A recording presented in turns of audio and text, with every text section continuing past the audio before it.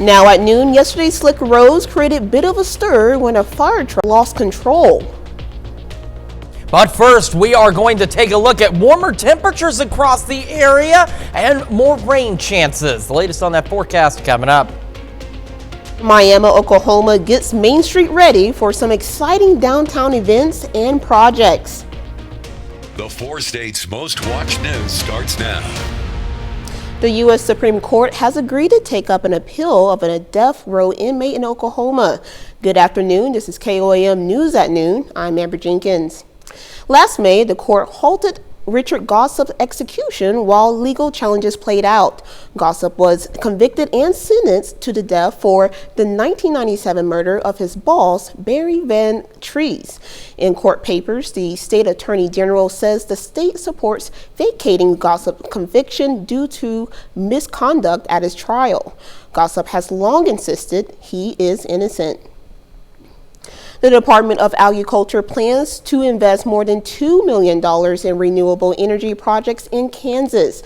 Rural Development Kansas plans to use the funds to lower energy bills, boost energy production, and create jobs. In our area, almost $80,000 will head to Girard for 2 wind turbines. The turbines should generate more than 70,000 kilowatt hours. That should be enough for 100% of the energy for Vets Brothers Incorporated in Girard and to power more than 6 homes.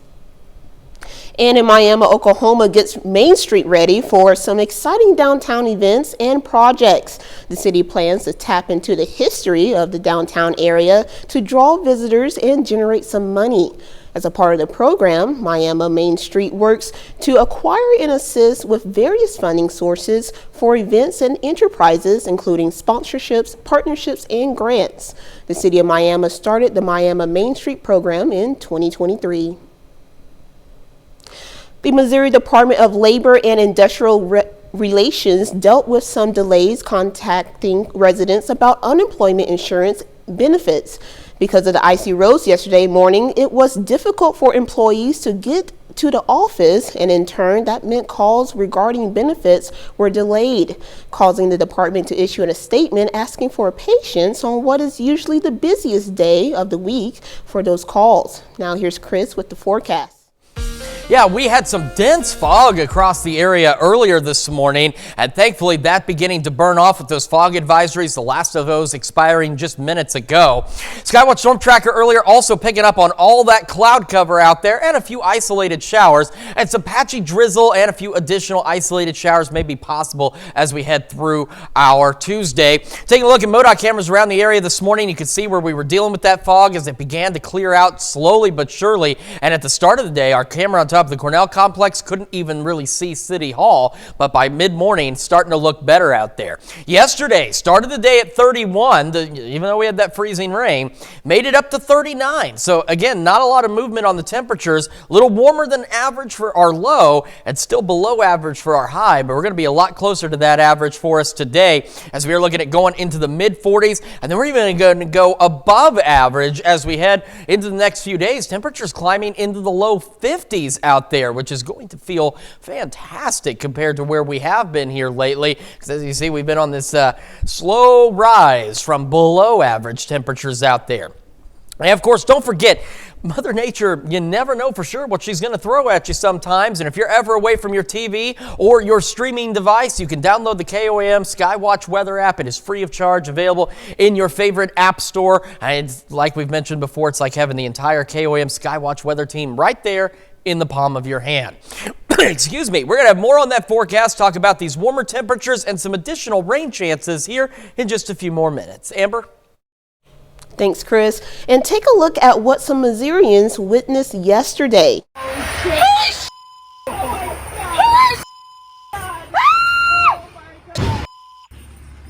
Oh my God! Ice, man!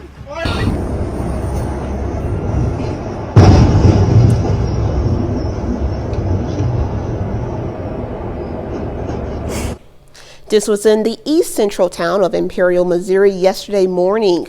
That's 56,000 pounds of fire truck and equipment from the Rock Community Fire Protection District spinning through a neighborhood and into a car. But fortunately, no one was hurt.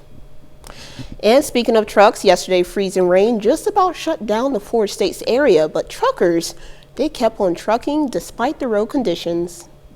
Driving on icy roads with low visibility can be difficult for anyone, especially if you're driving a 1,000+ pound truck like truckers at Joplin 44 Petro. Ice is always a big no-go. Ice is always a big, and then getting in front of an 80,000 pound truck like what we drive, that's not really a good thing to do. Right. It's too dangerous out here. I've been out here 40 years. Yeah, it's too dangerous. You see a lot of the country, and you meet a lot of cool people. It's a very nice industry, but then also you got the pros and cons. You know, driving with aggressive drivers, even citizens and other aggressive truck drivers. Whether you're a new trucker or have decades of experience, the community is eager to help you wait out the weather or figure out what's next. No, we've been to Missouri before. This is like our 3rd time, but this is as far as we've ever been before, so we're trying to figure out if we gonna leave or not. And if you're not sure, ask somebody that's always out there willing to give you a hand. But don't take it upon yourself and think you know it all, because I've been out there so long and I still don't know it all. One thing truckers remind each other when the roads are dangerous, you can replace the freight, but not your life. The main thing is keep your following distance, safe speed. Snowing, I don't like to chain up, so I shut it down to be safe. You know, it's more my life compared to the freight. One thing is give yourself plenty of time in between loads, and yeah, just think about your family. You know, think about your family, and that's always the main key to, you know. If the load's in a hurry to go, find somebody else or don't pull it, because it's not worth your life or anybody else's life. And for drivers, be cautious around trucks because they're carrying the goods you need. When you're driving out there, I know you got these expensive cars and stuff like that. These can be considered as truck drivers, because without us, you won't be going to Walmart or any other retail location to buy the products that we do have. So respect the truck drivers, please. Other drivers can also help truckers stay safe by avoiding their blind spots, allowing extra room for trucks on turns, and remembering they may need some extra space to stop. That's a look at today's top stories and weather in your first 7 minutes. Coming up next on the KOAM News at Noon. Israel marks the deadliest day of the ground war against Hamas. And later, we're making diner-style Salisbury steak in the Mr. Food Test Kitchen. Israel's defense minister calls the killing of 24 Israeli soldiers a heavy blow to the military, but vows the fight against Hamas will go on. The deaths comes as the U.S. and its allies launch attacks against other militants in the region amid fears of a wider war. CBS Tina Cross reports. The loss of 24 soldiers marks Israel's deadliest day of the ground war against Hamas, as the Israeli government faces growing pressure to find an end to the conflict. I am sick that we're losing these wonderful young men. We need them alive in Israel.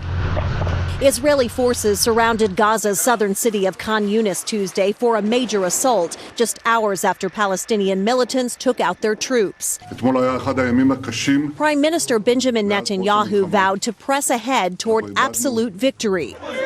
But Gaza's Hamas-run health ministry says Palestinian civilians are paying the price for Israel's bombardment, and World Food Program officials say much of the territory is at risk of starvation. We have called for an immediate humanitarian pause so we can get aid in, we can get hostages out.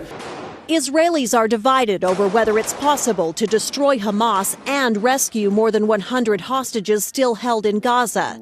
This woman's husband is one of the captives. She says, "I can't breathe. It's been almost 4 months and they are still there." With growing fears of a wider war in the region, overnight the U.S. bombed Houthi rebel targets in Yemen to stop militants from targeting shipping in the Red Sea.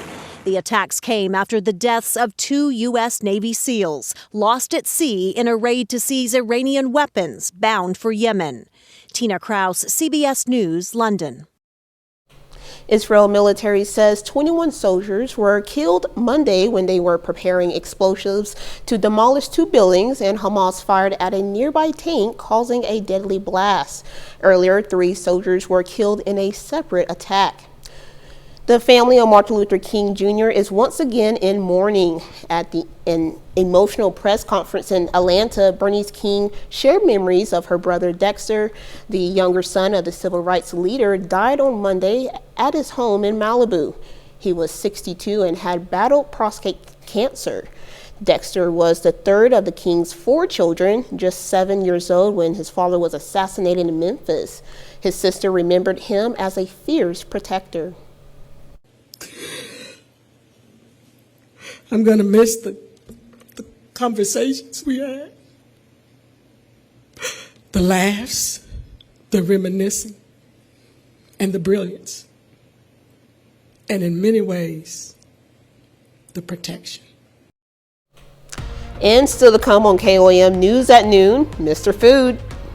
As we continue our week-long tribute to retro TV shows, today we're cooking up a comforting main dish that's sure to bring back those happy days. But first, we're tracking more rain chances, more showers out there, and warmer temperatures. We'll have the latest on that right after this.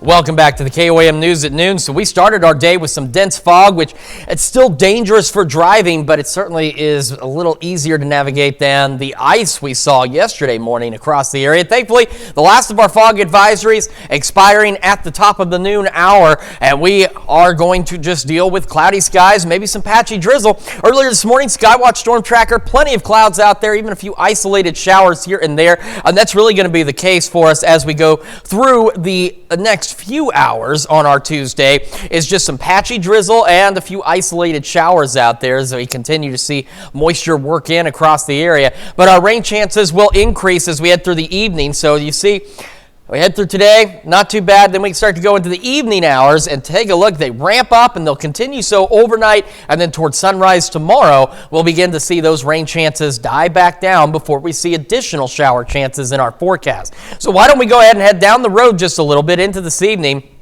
And that's when we're going to start to see more rain working in. So again, we'll see some patchy drizzle, maybe an isolated shower or two ahead of this, but the real detectable, measurable rain will start rolling in this evening into the overnight hours. Future Track is picking up on a little bit of what appears to be maybe some sleet. It's a remote possibility. Even if we saw it, it's not going to last long nor add up to much. But I do believe overall our temperatures are going to remain mild enough that what we see is going to be liquid and not frozen, nor will it freeze once it reaches the ground, as we're just going to stay a little too warm today, tonight, and of course heading into our Wednesday. And it won't be until late Wednesday and into our Thursday that we'll start to see some additional opportunities for a few showers across the area. Again, we started with that fog this morning. These were the MoDOT cameras around the metro area from this morning, and when we started the day, you couldn't hardly see anything out there. Same from our camera on the Cornell complex. You couldn't even see City Hall. You could see the lights, but that was about it, and conditions gradually improving out there. And then take a look, especially on 69 south of Pittsburgh, still dealt with some dense fog through the morning hours, hence why those fog advisories lasted as long as they did. For the rest of the day, though, we're looking at mid-40s for our highs, so warmer temperatures. We've got that patchy drizzle that'll be possible, otherwise cloudy skies and an east breeze at about 5 to 10 miles an hour. As we go through the evening and overnight, the rain chances will increase, and as mentioned, no wintry precipitations expected. Could see brief sleet, perhaps, but I think really we're going to be too warm for any of that business. And we'll go back into the mid to upper 30s out there with that east breeze holding at 5 to 10 miles an hour. As we head into tomorrow, we're going to start again with some fog once the rain lets up in the morning. And then it'll return again late in the day and into the overnight hours. And take a look at that high into the low 50s out there. So well above average. Keep in mind we showed you earlier our average about 45 degrees. We're going to go above that, which will be nice compared to where we have been with the west breeze at about 5 to 10 miles an hour. As we go through the rest of the week, we're going to go low 50s all the way through Friday. We're going to have rain chances and shower chances all the way through Saturday. So we're getting some much needed rain out of all of this. And the nice thing is now it's just straight rain as our temperatures remain relatively mild. Got some cool or chilly evenings out there for sure, but we're not Again, too terribly worried about any significant wintry precipitation. And then we head into the next work week, and for the first time in a while, nothing on the horizon. We are looking at sunny skies out there and temperatures into the upper 40s and low 50s, so at or just a bit above normal. So some much needed rain between now and then a nice break at some warmer weather as we head into next week. Amber? Thanks, Chris. I don't know about you, but I am tired of the snow, so looking pretty good next week. But stick around. We're making diner-style Salisbury steak in the Mr. Food Test Kitchen. We'll be right back. Well, today's a happy day because Howard is cooking diner-style Salisbury steak in the Mr. Food Test Kitchen.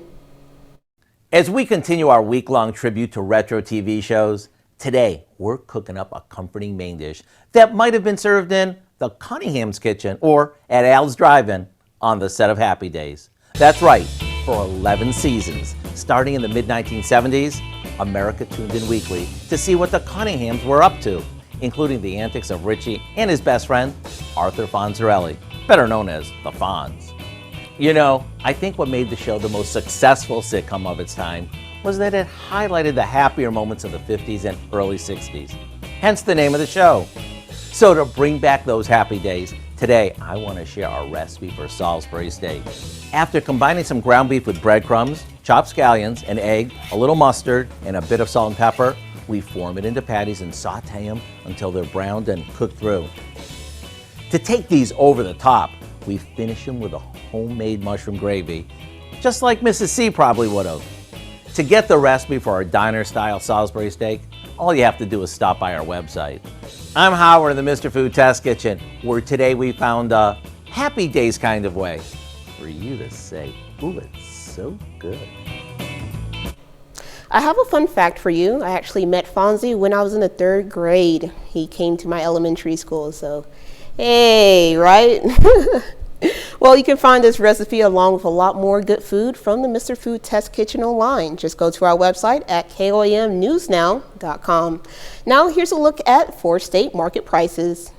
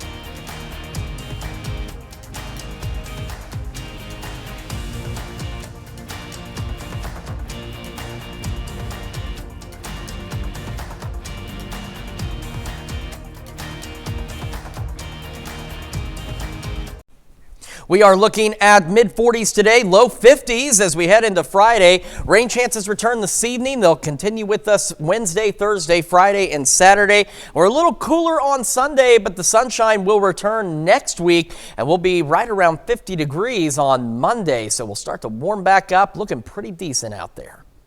All right, and coming up tonight at 5, Consumer Reports tested dozens of foods found on grocery store shelves and discovered high levels of plastic chemicals.